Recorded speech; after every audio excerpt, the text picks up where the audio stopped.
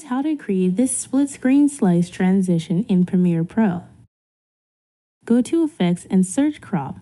Add this effect to all your videos. Now highlight the top clip and go to Effect Controls. Modify the bottom crop to 66% and click the stopwatch icon beside Position. Adjust the position value until your clip just disappears off the screen. Then move ahead 1 second and reset the position. Select your middle clip now and adjust the bottom crop to 28%.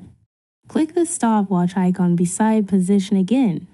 Adjust the horizontal position until your clip just disappears off the screen. Then move ahead 1 second and reset the position. Select your bottom clip and click the stopwatch icon beside Position. Move the position until your clip just disappears off the screen. Then move ahead 1 second and reset the position. To add line dividers, click your pen tool and trace the edge between sections. Then go to Properties and check off the stroke option. Modify the line thickness to whatever you want for your dividers.